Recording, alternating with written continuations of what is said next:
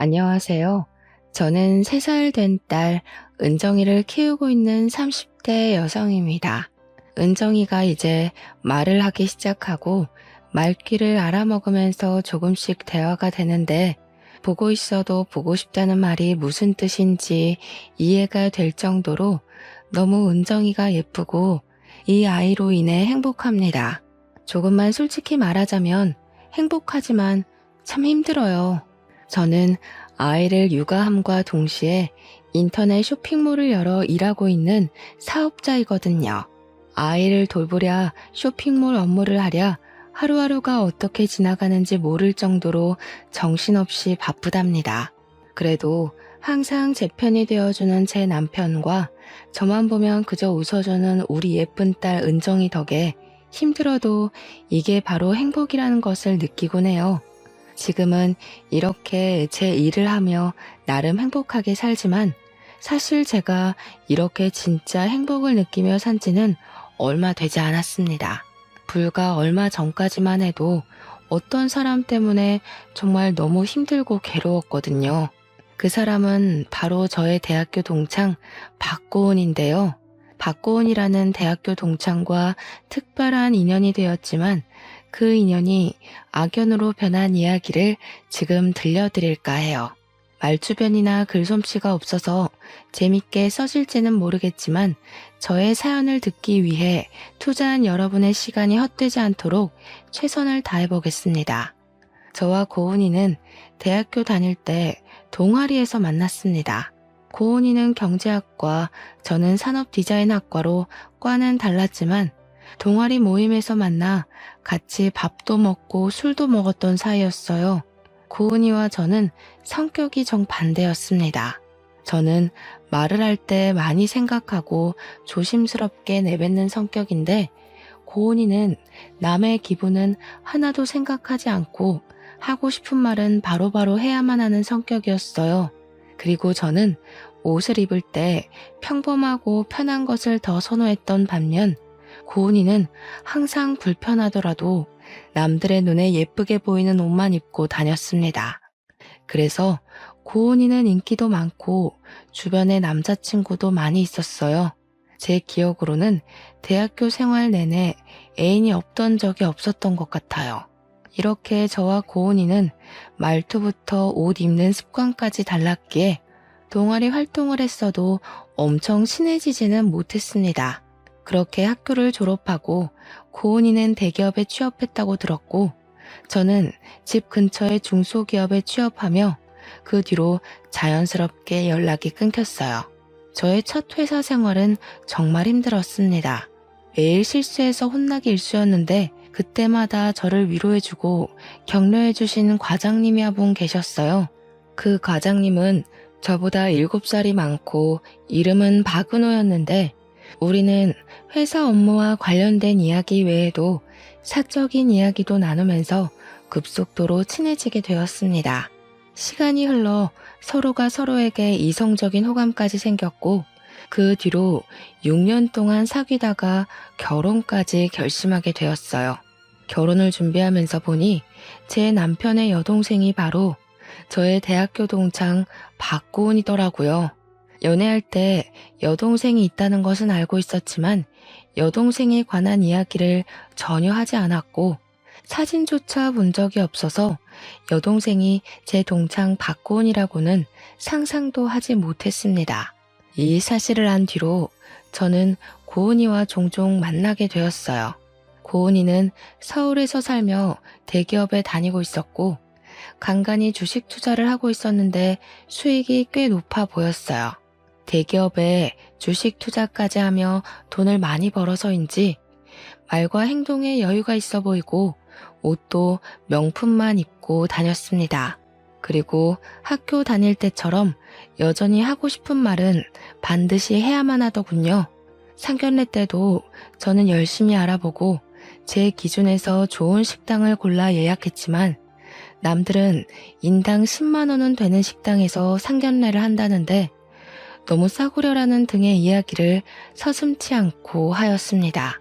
고은이가 이런 식으로 저를 은근히 무시할 때마다 기분이 썩 좋지는 않았지만 그때마다 남편이 고은이에게 크게 화를 내주어서 그냥 그러려니 하고 말았습니다.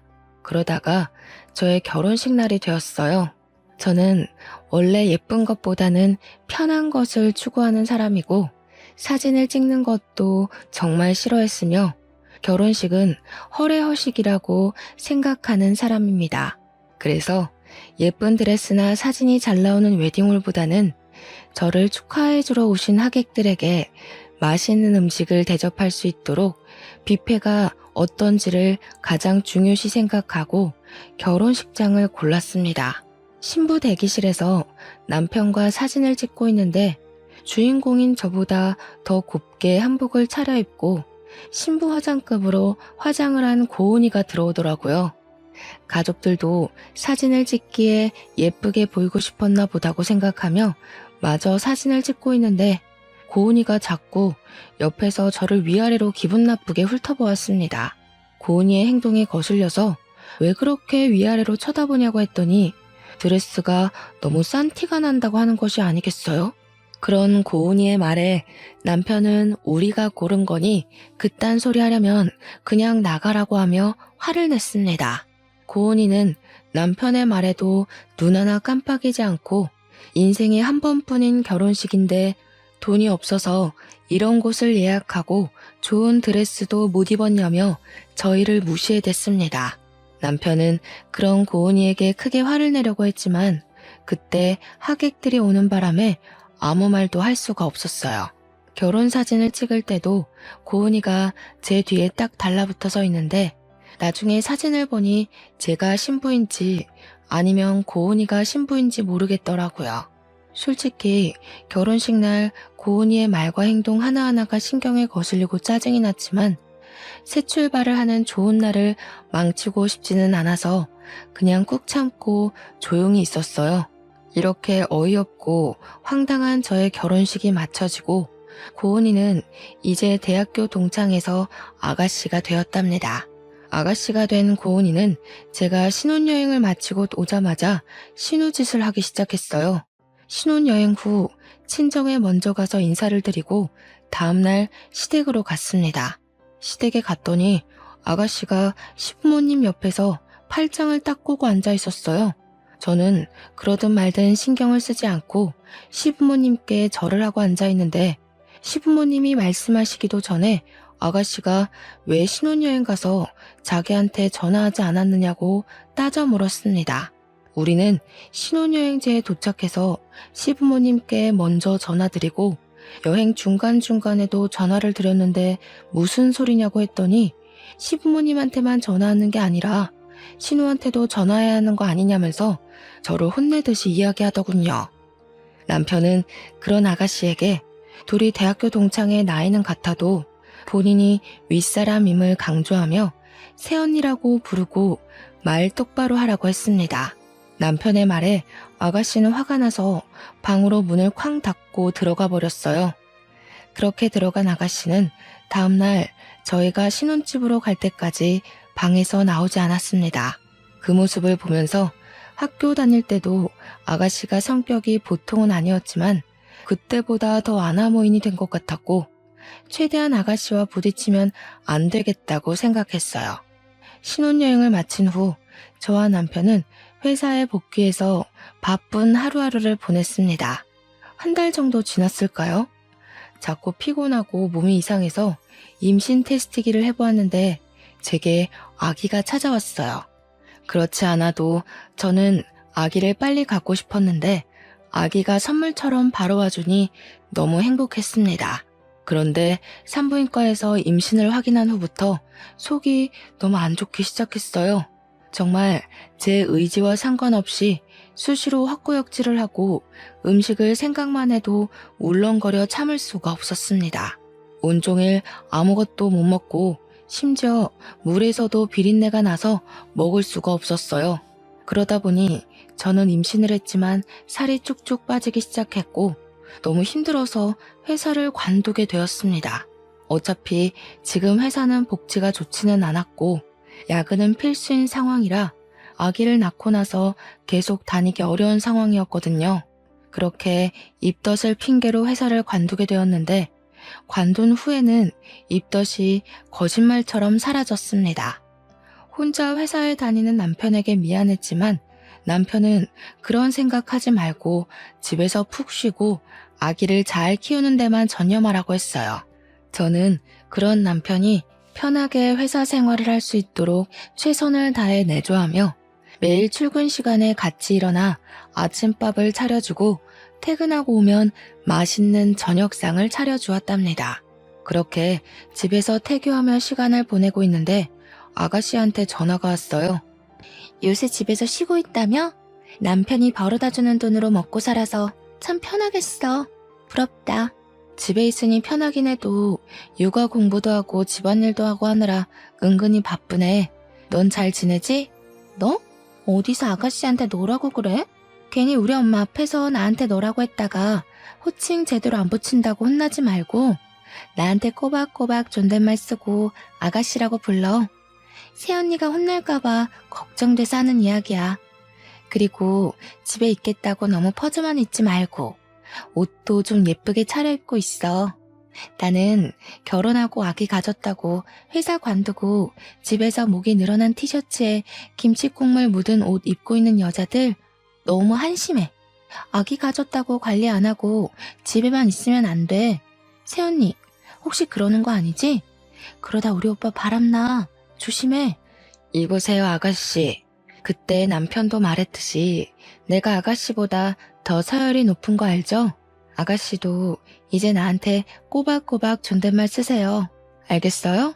그리고 내가 집에서 목이 늘어난 티셔츠를 입든 말든 네가 무슨 상관이야? 이혼해도 내가 하고 바람을 피워도 내 남편이고 네 남편 아니니까 신경 쓰지 마. 그리고 이딴 소리 할 거면 다시는 전화하지 마. 끊습니다. 아가씨. 아가씨와 전화를 끊고 제 모습을 거울로 보았습니다. 거울 속에 저는 푸석한 얼굴에 목이 늘어나고 김치국물이 묻은 티셔츠를 입고 있었는데 그런 모습을 보니 저 자신이 참 미련해 보였어요. 아가씨 말이 아예 틀린 것은 아니라고 생각하며 우울해하고 있는데 남편에게 전화가 왔습니다. 남편은 점심시간만 되면 집에서 혼자 밥을 챙겨 먹는지 확인하는 전화를 했거든요. 우울한 제 목소리에 남편은 무슨 일이 있냐고 물었고 저는 방금 아가씨와 통화한 이야기를 다 했습니다. 남편은 아주 크게 화를 내며 걔는 원래 말을 그딴 식으로 하는 애니까 너무 마음 깊이 듣지 말고 한 귀로 듣고 한 귀로 흘리라고 했어요. 그리고 임산부가 자기 몸 챙기는 것보다 더 중요한 것이 어디 있냐면서 그딴 말 신경 쓰지 말고 살이 많이 쪄도 되니까 생각나는 음식 다 먹고 마음 편히 지내라고 했습니다. 남편의 그 말이 얼마나 위로가 되던지 모르겠네요. 그 뒤로도 남편은 저에게 너무 잘해주었고 저는 꿈을 꾸는 것 같이 행복한 신혼을 보내고 있었답니다. 그렇게 행복에 겨운 나날들이 흘러 임신 7개월쯤 되었을 때 결혼 후 첫 명절을 맞이했습니다. 원래는 남편이 반차를 쓰고 오후에 출발하려고 했으나 그날따라 회사에 일이 많아 늦게 퇴근을 했어요. 그래서 명절 연휴 첫째 날 새벽에 출발해서 오전 8시 정도에 시댁에 도착을 했습니다. 시댁에는 시부모님과 아가씨가 아침을 먹고 치우고 있었어요. 아가씨는 저를 보자마자 며느리로 처음 맞이하는 명절인데 전날 와서 시부모님과 장을 보고 해야 하는 거 아니냐고 했습니다. 내가 시댁 근처에서 살면 그렇게 하겠지만 차로 2시간이나 걸리는 거리이고 어제는 남편이 회사에서 늦게 끝나서 바로 출발을 못했어. 너는 어제 온 거야? 너? 지금 아가씨한테 너? 저번에도 말했지만 이전에는 우리가 친구였어도 지금은 신우관계야. 그러니까 나한테 존댓말 써. 그리고 차로 2시간이나 걸리니까 어제 너 혼자서라도 미리 왔었어야지. 우리 엄마가 어제 혼자 장을 보느라 얼마나 힘들었는지 알아? 그건 그래. 이건 고은이 말이 맞아. 이제 둘이 서로 존댓말 꼬박꼬박 쓰고 이제 희정이 너는 우리 집 며느리가 되었으니 명절 전에 우리 집으로 와서 같이 장도 보고 하자꾸나. 우리 집은 제사를 엄청 중요시하는 집안이거든. 그래서 장도 일주일 전부터 보곤 한단다. 너에게 일주일 전부터 오라는 소리는 하지 않을 테니 하루 전에는 혼자서라도 꼭 오너라. 이 사람들이 지금 뭐라는 거야? 그럼 명절 장을 보러 안 사람 혼자 여기에 오라고? 그것도 임신한 사람한테? 그리고 박고은, 너도 이제 새언니한테 존댓말 제대로 써. 너도 존댓말을 안 쓰면서 왜 새언니한테는 자꾸 존댓말을 하라고 해? 네가 먼저 해, 네가. 짐을 챙기느라 잠도 얼마 못 자고 새벽부터 달려서 왔건만 시어머니와 아가씨는 제게 오느라 고생했다는 따뜻한 말 한마디 없이 타박하느라 바빴습니다. 하지만 제가 화를 낼 겨를도 없이 남편이 먼저 두 모녀에게 제가 하고 싶은 말을 다 해주고 잘 막아주어서 참 고마웠어요. 저는 간단히 아침을 먹고 바로 차례상에 올릴 음식 준비를 시작했습니다. 시어머니는 제게 임신했으니 거실에 앉아서 부침개를 부치라고 하셨고 어머니는 부엌에서 나물을 준비하셨어요. 남편은 시댁 화장실에 세면대가 막혀서 수리하느라 바빴고 아가씨는 어젯밤 늦게 도착해서 피곤하다며 방에 들어갔습니다. 그렇게 부침개를 부친 지 1시간 정도가 되었어요. 이제 제법 배가 나와서 그런지 앉아있는데도 허리가 너무 아프고 점점 힘들더라고요. 제가 너무 힘들어하자 남편이 저한테 방에 들어가서 누워있으라고 하며 직접 전을 부치기 시작했습니다. 저는 아직 낯선 시댁에서 혼자 방에 들어가 있는 것도 불편해서 남편 옆에 앉아 잠시 다리를 펴고 벽에 등을 대고 쉬고 있었어요. 그러고 있는데 아가씨가 방에서 나왔습니다. 아가씨는 어떻게 이제 막 결혼한 사람이 첫 명절에 와서 일할 생각은 하지 않고 남편한테 부침개를 부치게 하냐고 뭐라고 했어요. 아가씨가 하는 말을 들은 시어머니도 옆에 와서 한 소리 거들었습니다. 결국 저는 두 모녀의 상화에 아픈 허리를 붙잡고 남편과 둘이서 부침개를 부쳤어요. 시어머니는 남편은 쉬고 저 혼자 부침개를 부치는 것을 바라는 것 같았지만 남편이 완강하게 자신이 부치겠다고 하니 별다른 소리를 하지 못하고 옆에서 우물쭈물하다가 부엌으로 들어가 버렸습니다. 혼자서 할 때는 정말 힘들었는데 남편과 같이 하며 이런저런 이야기를 하니 재밌기도 하고 그리 힘들지도 않더군요. 생각보다 부침개를 부치는 일이 일찍 끝났고 같이 뒷정리를 하는데 아가씨가 벌써 오후 1시라며 배고프다고 하였습니다. 아가씨가 제게 밥상을 차리라고 해서 남편이 마저 뒷정리하고 저는 부엌에 들어가 반찬거리를 꺼내고 있었어요. 어머니는 제가 부침개를 부칠 동안 남편이 좋아하는 갈비찜과 해물탕을 끓여 놓으셨더라고요. 수저를 놓고 찌개를 놓고 밥을 푼 다음에 시아버지와 아가씨를 불러서 다 같이 식사를 하기 시작했습니다. 저는 갈비찜을 원래 그다지 좋아하지 않았는데 어머니의 갈비찜은 참 맛있더라고요. 그래서 맛있게 고기를 먹고 있는데 아가씨가 제 얼굴을 빤히 쳐다보고 있었습니다. 새언니, 살쪘네. 얼굴이 아주 달덩이야, 달덩이. 몸도 불어서 굴러가겠어. 새언니 입덧해서 밥 못 먹는다더니 숨 뻥이었네. 내가 같은 여자로서 이야기하는데 임신했다고 막 먹으면 안 돼요. 그래서 여자들이 임신하고 출산하면 다들 예전 몸매 못 찾고 항아리 몸매 되는 거예요. 알겠어요? 갈비찜 같은 고기류 말고 나물 같은 거 많이 먹으면서 관리 좀 해요. 새언니가 돼지처럼 뚱뚱해지면 같이 다니기 쪽팔려서 어떻게 다녀? 지금 내가 먹는 갈비찜이 아까워서 그러세요? 내가 먹으면 뭐 얼마나 먹었다고 기분 나쁘게 그런 말을 하세요. 갈비찜을 엄청 먹던데요. 갈비찜은 집에서 뒹굴뒹굴하는 언니 말고 회사에서 열심히 일하는 오빠가 먹어야지. 안 그래요? 그리고 아무리 집에 있어도 옷이 그게 뭐야? 그 옷 어디서 샀어요? 어디 가는 것도 아니고 집에 있는데 그냥 편한 옷 입으면 되지 뭘 그리 물어요? 이거 아울렛에서 샀어요. 왜요? 아울렛? 그 10,000원, 20,000원 쓰레기 옷 파는데? 아니, 우리가 이제 갓 30살인데 아울렛 같은 데서 옷을 사면 어떡해요. 좋은 옷 좀 사 입고 해요. 아, 언니는 일 안 하고 오빠는 월급이 적어서 좋은 옷을 못 사 입나? 그러게, 임신했다고 회사를 관둬버리면 어떡해? 한심하게. 야, 너는 지금 그게 할 소리냐? 그리고 너 새언니가 회사 관두고 싶어서 관뒀어? 아기 생겨서 잘 키우려고 관둔 거잖아. 그리고 집에서 뭘 입고 말든 네가 뭔 상관이야? 신경 쓰지 말고 너나 잘해. 아가씨는 식구들이 다 있는 자리에서 제 외모와 옷에 대해서 지적하기 시작했고, 화가 나서 한 소리 하려고 했지만 저보다 남편이 더 심하게 화를 내는 바람에 아무 말도 할 수 없었습니다. 시어머니는 아가씨의 말에 수긍하며 시댁에 올 때는 옷을 깔끔하고 좋은 것으로 입고 오라고 하셨어요. 동네 사람들 보면 창피하다면서요.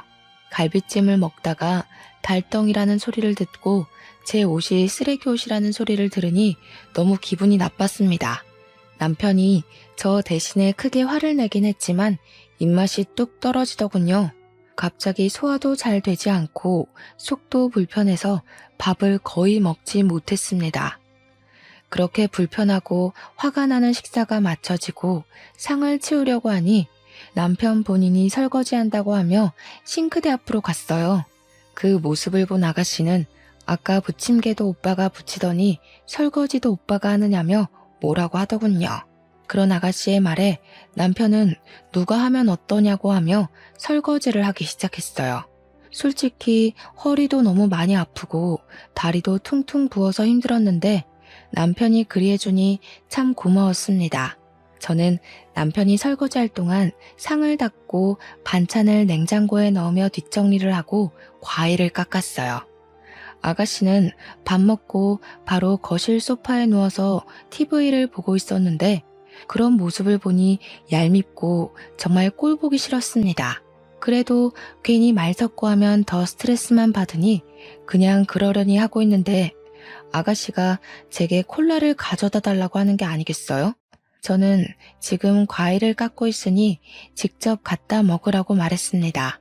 하지만 아가씨는 TV에 빠져서 제가 하는 말이 들리지 않는지 아니면 제 말을 못 들은 척 하는 것인지 몰라도 아무런 대답이 없었어요. 그런 모습을 본 시어머니가 제게 얼른 콜라를 가져다 주라고 해서 어쩔 수 없이 갖다 주었는데 손이 미끄러져서 아가씨가 입고 있던 하얀 운동복에 콜라를 쏟아버렸습니다.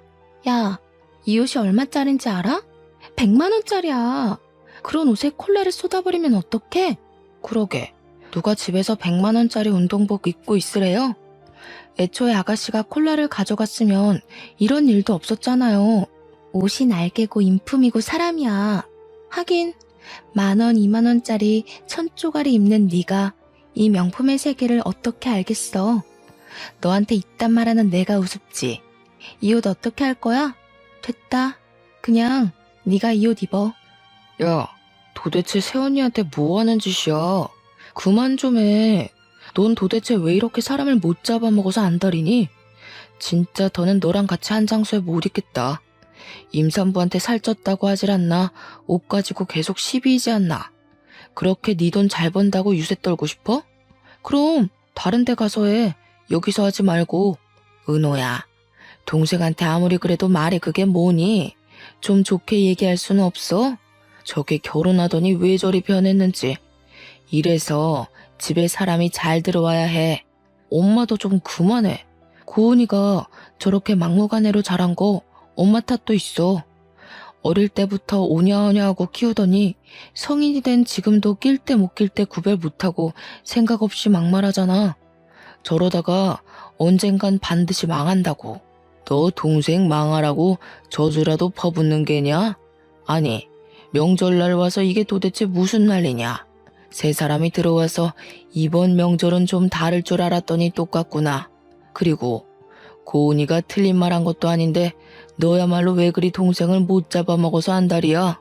고은이가 그럼 지금껏 옳은 말만 했다고? 참나, 나 진짜 이제 이 집 아들 노릇 못 해먹겠네. 나한테는 그렇다 쳐도 내 와이프한테는 그러면 안 되는 거예요. 난 이제 이 집 아들 노릇 안 하고 나갈 테니까 셋이서 알아서 잘 먹고 잘 살아요. 남편이 화를 버럭 내면서 바로 짐을 싸고 제 손을 잡고 시댁에서 나갔습니다. 그때 남편의 모습은 정말 듬직하고 멋져 보였어요. 집으로 오면서 남편이 하는 말이 아가씨가 어릴 때 미숙아로 태어나서 아기 때 많이 아팠다고 해요. 그래서 학교 생활보다 병원에 입원하는 날이 더 많았는데 또 머리는 좋았는지 공부는 엄청 잘했다고 합니다. 반면에 남편은 꼬박꼬박 학교도 다니고 그 당시에 없는 돈 끌어다가 학원도 보내고 과외도 했는데 공부는 영 적성에 맞지 않았는지 항상 성적이 나오지 않았네요. 학창 시절 내내 부모님께 비교를 당하며 자랐는데 성인이 돼서도 마찬가지였습니다. 남편은 그저 그런 대학교를 나와 복지도 좋지 않고 월급도 그다지 많지 않은 중소기업에 취업했지만 아가씨는 혼자 공부해서 좋은 대학교도 가고 졸업 후 대기업까지 입사하게 되었어요. 그 뒤로 부모님은 아가씨가 잘못해도 무조건 잘한다고 칭찬해줬고 아가씨와 남편이 싸우기라도 하면 무조건 아가씨의 편만 들어줬다고 해요. 그래서 아가씨가 저렇게 막무가내 할 말 못할 말 구분 못한다고 하며 다시는 제가 아가씨나 시부모님 때문에 상처받지 않게 자신이 중간에서 잘 노력하겠다고 미안하다고 했습니다. 솔직히 시댁에서 기분이 많이 상하긴 했지만 남편이 저보다 더 화를 내주고 저를 위해 노력하고 있는 것이 눈에 보여 그저 고맙고 감동이었네요. 그날 이후로 시부모님과 아가씨는 저에게 딱히 연락하지 않았고 저는 아주 마음 편하게 태교에만 집중하며 살았어요. 그러다가 시간이 흘러 출산일이 다가왔고 무사히 건강한 딸아이를 출산했습니다. 아이의 이름은 저와 남편의 이름을 하나씩 따서 은정이라고 지었어요. 이름을 지을 때도 우리끼리 지어도 되냐고 했더니 남편은 이미 그 사람들은 우리보다 아가씨한테 더 관심이 많은 사람이라 상관없다고 하며 대화하면 짜증만 나니 그냥 우리끼리 짓자고 했습니다. 남편이 시부모님에게 아기가 태어났다고 말을 한 것 같았지만 제게 따로 축하한다거나 몸조리 잘하라는 전화가 없었어요.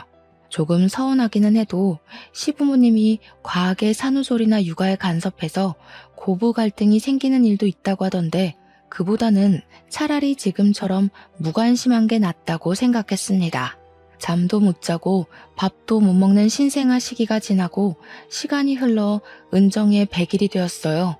남편은 그냥 친정 부모님만 모시고 100일 잔치를 하려고 했지만 솔직히 첫 명절 때 아가씨와 크게 싸운 후로는 본 적도 없고 가족인데 이렇게 연을 끊는 것은 아닌 것 같아 시부모님과 아가씨도 모시고 100일 잔치를 하자고 남편을 설득했습니다. 남편은 제 말에 동의하면서 혹시라도 아가씨가 친정 가족들에게 말실수할까봐 걱정된다고 하며 친정 식구들을 먼저 초대하고 그 다음 주에 시댁 가족을 초대하기로 했어요. 저의 친정 부모님은 은정이 100일이라고 금반지와 유모차, 아이 내복과 같은 선물을 잔뜩 사서 왔습니다. 반면에 시부모님은 처음으로 손주를 보는데도 아무것도 가져온 것이 없었고 아가씨는 웬 옷구러미를 가져왔더라고요. 저는 아가씨한테 이게 무슨 옷이냐고 물었습니다. 이거 다 내가 입던 옷인데 이제 질려서 입지 않거든. 분리수거함에 버리려다가 새언니가 생각나지 뭐야? 이제 예전처럼 쓰레기 같은 10,000원, 20,000원짜리 옷 입지 말고 좋은 옷 좀 입어요. 이 옷들 내가 입던 옷이긴 하지만 다 명품이라서 꽤 비싸거든. 아마 이 옷을 입고 아이랑 같이 다니면 아마 이 동네 사람들 다들 쳐다볼걸? 아가씨는 나를 생각해서 옷을 가져왔다며 자랑하듯이 말했지만 저는 기분이 너무 나빴습니다. 저에게 버리려던 옷을 가져왔다고 말을 하는데 아무리 명품이라고 해도 어느 누가 버리려던 옷을 기분 좋게 받을 수가 있겠어요. 저는 그런 아가씨의 생각 없는 말에 화가 나서 참을 수가 없었습니다. 나는 이런 옷 필요 없으니까 도로 가져가. 아니, 우리 집이 무슨 분리수거함이야? 옷 입다가 질려서 버리려면 너네 집 앞에다가 버려.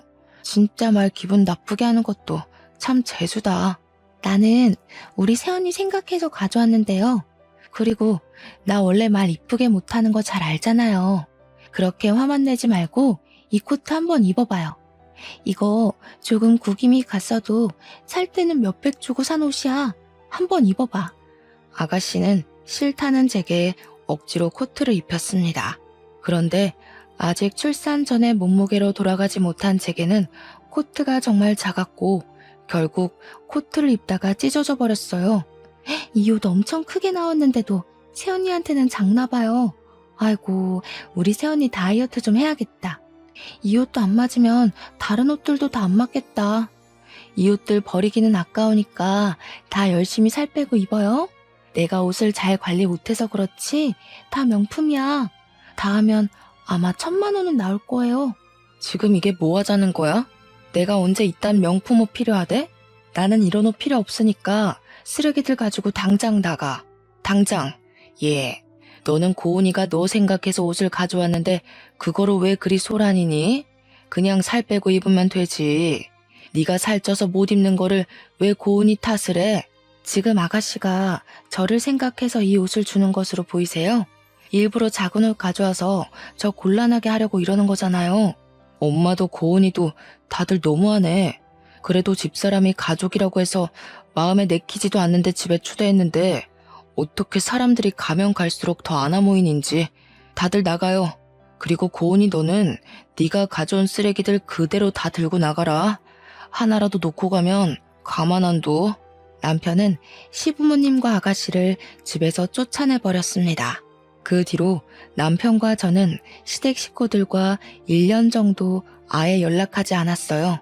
명절 때도 은정이 돌잔치 때도 시댁 식구들에게 연락하지 않았고 시댁 식구들도 우리 가족에 대해 크게 궁금해하지도 관심을 두지도 않았습니다. 저는 저와 남편 그리고 은정이와 생활하는 것이 좋았지만 한편으로는 우울했어요. 은정이가 돌 지나고 어느 정도 제 마음의 여유가 생기면서 저도 일을 다시 해보고 싶었거든요. 그래서 은정이를 어린이집에 보내고 일을 구해보려고 했지만 이 동네는 어린이집이 많이 없어서 지금 당장 보낼 수도 없는 상황이었습니다. 저는 집에서 돈을 벌 방법을 찾다가 요새는 재택 온라인 부업이 많이 있다는 것을 알게 되었고 제 나름 공부를 하며 온라인 쇼핑몰을 열게 되었어요. 위탁 판매를 하는 것인데 집에서 큰 돈은 아니더라도 소소한 아기 과자값을 벌 수 있을 것 같더라고요. 그래서 공부를 하며 쇼핑몰에 제품을 하나둘씩 올리기 시작했고 한 달에 순이익이 20만 원에서 30만 원 정도는 나오게 되었습니다. 큰 돈은 아니었지만 남편은 집에서 가만히 있는 것보다는 이렇게 조금이라도 버는 게 어디냐며 저에게 대단하다고 해주었어요.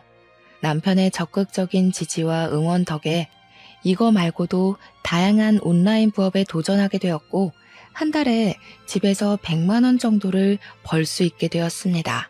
적은 돈이지만 집에서 은정이를 돌보며 돈을 번다는 것 자체가 너무 좋았고 재밌었어요. 이렇게 소소하게 돈을 버는 재미로 살고 있는데 대학교 선배한테 전화가 왔습니다. 자신이 아는 분이 회사를 차리셨는데 산업 디자인과 출신의 프리랜서를 찾고 있다며 한번 일해볼 의향이 있냐고 물어보더라고요. 출퇴근할 필요는 없고 집에서 일하며 건당 돈을 받는 것이었는데 금액이 꽤 높았습니다. 이 일을 하려면 잠을 줄이고 쉬는 시간 없이 틈틈이 해야 하기는 했지만 그동안 해왔던 부업들과 함께하면 한 달에 집에서 꽤 큰 돈을 벌 수 있겠더라고요. 그러던 중 남편도 더 크고 좋은 회사로 스카우트가 되어 연봉이 대폭 상승하였습니다. 남편이 다니던 회사를 퇴직하고 퇴직금을 정산받던 날 남편은 저를 백화점에 데리고 갔어요. 그러더니 여자는 좋은 옷을 입고 좋은 가방을 매야 하는데 자기가 돈을 많이 벌지 못해서 명품 옷 한 벌 못 사준 것 같아 미안하다고 하며 저에게 명품 옷 몇 벌과 명품 가방을 사줬습니다. 확실히 명품은 재질이 다르고 정말 고급스러워 보이더라고요.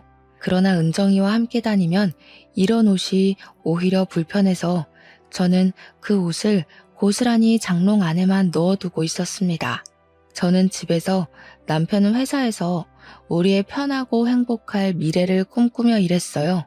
잠자는 시간을 잊을 정도로 아주 열심히 했고 정말 피곤했지만 그래도 참 행복했답니다.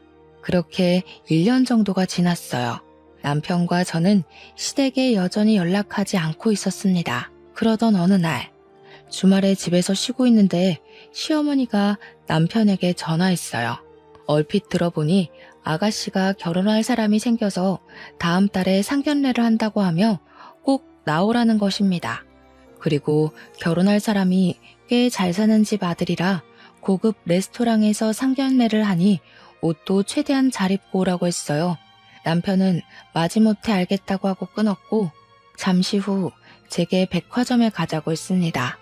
남편은 저를 데리고 명품관으로 가서 저에게 잘 어울리는 명품 옷 몇 벌과 가방, 신발까지 샀어요. 남편 역시 명품 정장을 몇 벌 샀고 은정이 옷도 명품으로 샀습니다. 이 명품 옷을 입고 상견례 때 아가씨가 더는 무시하지 못하게 하자고 했어요. 드디어 한 달 뒤 상견례 날이 되었습니다. 시부모님과 아가씨는 먼저 레스토랑에 자리를 잡고 있었고 아직 남자 쪽은 아무도 오지 않았어요. 거의 2년 만에 만난 시댁 식구들은 이전과는 다른 우리 가족의 옷에 다들 놀란 표정이었습니다. 그동안 살아온 이야기를 들어보니 아가씨는 얼마 전에 잘 다니던 대기업을 관두고 전업 주식 투자자가 되었더라고요. 원래 경제학과를 전공하기도 했고 주식 투자를 부업으로 꾸준히 하고 있던 터라 꽤 수익이 잘 나는 것 같았습니다. 그러면서 또 남편과 제 앞에서 돈 자랑을 해댔습니다. 근데 새언니는 도대체 어떤 돈이 있어서 명품 옷과 가방을 다 샀어요? 그 구두도 꽤 비싼 브랜드의 것인데 설마 오늘 상견례 온다고 집 팔고 온 것은 아니죠? 새언니는 백수에 오빠는 그저 그런 중소기업 다니는데 이거 지금 다 사려면 몇 달치 월급일 텐데? 저희가 집을 팔고 오든 말든 신경 쓰지 마시고 아가씨 상견례나 잘하세요. 그깟 돈 좀 잘 번다고 유세는. 뭐라고요? 지금 말 다 했어요? 그동안 며느리 도리도 안 하고 살아도 가만히 있었는데 그런 우리한테 고맙다고 말은 못할 망정. 말하는 꼬락서니 하고는. 인터넷이나 다른 기사들 좀 보세요. 새언니처럼 며느리 도리 안 하면 욕먹어요. 그래도 나나 우리 부모님은 아무 말도 안 했잖아요. 그러면 감사하다고 기어들어야 하는 거 아니에요? 참나 기가 막혀서. 앞으로 아가씨나 며느리 도리 잘하세요. 아시겠어요? 저와 아가씨의 목소리가 더 커지려는 찰나 아가씨와 결혼할 사람과 그의 가족이 들어왔습니다. 상견례 자리의 분위기는 화기애애했어요. 잘 사는 집이라 그런지 오가는 예물이나 혼수, 예단의 금액대가 어마어마하더라고요. 결혼할 날짜는 앞으로 3개월 후로 정하고 상견례가 맞춰졌습니다. 그 뒤로 2달 정도가 지났어요. 늘 그래왔듯이 집에서 일하고 있는데 아가씨한테 전화가 왔습니다. 무슨 말을 하려나 싶어 전화를 받아보니 아가씨가 제게 제발 한 번만 만나달라고 했어요. 솔직히 만나기 싫었지만 목소리가 평소와는 달라서 무슨 일인지 궁금했어요. 어린 은정이를 데리고 나가려면 너무 힘들어서 그냥 우리 집으로 오라고 했습니다. 아가씨는 예전과는 다르게 명품이 아닌 쓰레기 옷이라고 부르던 아울렛 옷을 입고 집으로 왔어요. 얼굴도 푸석해졌고 얼굴도 울상인 것이 이전과 많이 달라 보였습니다. 저는 아가씨한테 결혼 준비로 바쁘고 행복할 예비 신부가 왜 이런 꼴로 나타났냐고 물었어요. 사실 파혼당했어요. 예비 남편 놔두고 다른 남자랑 바람을 피우다 걸렸거든요. 완전히 내 잘못이기에 웨딩홀 예약한 거며 집 계약한 거며 그 위약금 다 내 돈으로 물고 위자료까지 냈어요.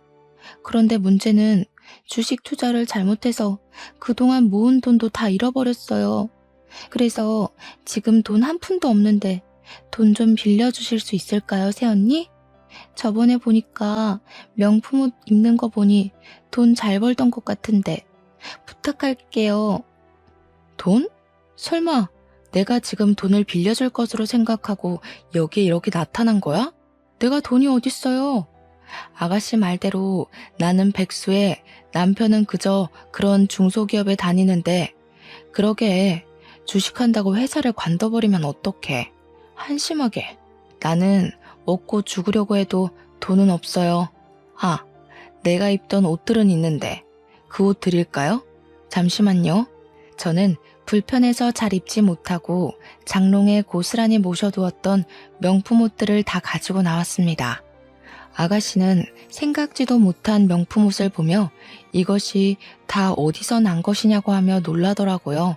순간 저는 이전에 아가씨가 제게 했던 말이 떠올랐습니다. 이거 내가 입던 옷인데 이제 질려서 안 입거든요. 분리수거함에 버리려고 했는데 마침 딱 아가씨가 나타났네. 우리 아직 30대인데 쓰레기 같은 10,000원, 20,000원짜리 아울렛 옷 입지 말고 좀 좋은 옷 입어요. 이 옷 다 하면 아마 1,000,000원은 아니더라도 그 비슷하게는 나올 거예요. 저는 은정이 100일 때 아가씨가 저한테 했던 말을 그대로 해줬습니다. 아가씨는 제 앞에서 손을 부들부들 떨며 화가 엄청난 것처럼 보였어요. 그 모습을 보니 꽉 막힌 속이 뻥 뚫린 것처럼 아주 통쾌하고 시원하더라고요. 네가 예전에 나한테 했던 말인데 기억나니? 그때 내가 얼마나 기분 나빴는지 알아? 너도 한번 똑같이 당해봐. 그리고 나는 너한테 빌려줄 돈 따위는 없으니까 다시는 이런 일로 나 찾아오지 마. 아니 그냥 내 눈앞에서 평생 나타나지 마. 너만 보면 짜증나니까. 당장 이 집에서 나가. 안 나가면 경찰 부를 거야. 아가씨는 분노에 가득 차서 아무 말도 하지 못하고 집을 나갔습니다. 그날 저녁 남편과 제가 집에 있는데 시어머니가 저한테 전화했어요. 전화하자마자 하나뿐인 신우가 그렇게 힘들다고 난리인데 어떻게 새언니가 돼서 도와주지도 않고 쫓아내냐고 했습니다. 그러면서 제가 이 집의 며느리가 되면서 하루도 조용한 날이 없다고 하며 제가 문제아라는 식으로 말했어요. 남편이 옆에서 그 소리를 듣고 저의 전화를 빼앗아서는 고은이 걔가 일 저질러 놓고 왜 우리한테 돈을 찾냐고 했습니다. 우리는 걔한테 돈을 빌려줄 이유 하나 없으니 다시는 연락하지 말고 지내자고 했어요. 그렇게 남편은 전화를 끊어버리고 제 핸드폰에서 시어머니와 아가씨의 번호를 차단했습니다. 그 뒤로 시댁 가족들은 저나 남편에게 연락이 없었고 우리 3명이 아주 행복하게 살고 있답니다.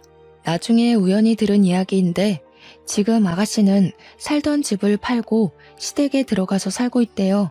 그런데 파혼도하고 큰 돈을 날려 정신적 충격이 너무 커서인지 매일 술만 찾고 있고 시댁 동네의 아가씨에 대한 좋지 않은 소문이 순식간에 다 퍼졌다고 해요. 그래서 시부모님은 그리 자랑스럽게 여기던 아가씨 덕에 동네에서 얼굴도 못 들고 살고 있다고 합니다. 여기까지가 대학교 동창과 가족이 되었지만 끝내는 악연이 된 저의 이야기입니다. 이번에 아가씨와 이런 일을 겪으면서 사람 일은 아무도 모른다는 생각이 들었어요. 그렇게 사람들에게 인기도 많고 나름 잘 나가던 사람이 순식간에 몰락하는 것을 보면서 저 역시 그럴 수도 있으니 말과 행동에 항상 조심해야겠다고 다짐하곤 합니다. 요새 저와 남편은 둘 다 하는 일이 잘 풀리고 있어 나름 만족스럽고 뿌듯한 하루하루를 보내고 있답니다. 참, 여기 사연에서 보면 시부모님이나 신우와 갈등이 있을 때 중간에서 모른 척하는 남편 때문에 힘들어하고 속 터져하는 사연이 참 많던데 제 남편은 그러지 않아 주어서 너무 고맙네요. 저에게 큰 행복을 준 남편에게 이 자리를 빌려 고맙다고 말하고 싶습니다. 제가 시댁복은 없어도 남편 복과 자식 복, 일 복은 있는 것 같아요. 세상에서 제일 예쁜 딸, 언제나 제 편이 되어주는 남편, 그리고 집에서 저의 적성에 잘 맞는 일까지 하게 되었잖아요. 앞으로도 하루하루 감사하며 열심히 살아가겠습니다. 글솜씨가 부족한 저의 사연을 끝까지 들어주신 여러분께 진심으로 감사드리며 모두가 행복한 일만 가득하기를 바랍니다.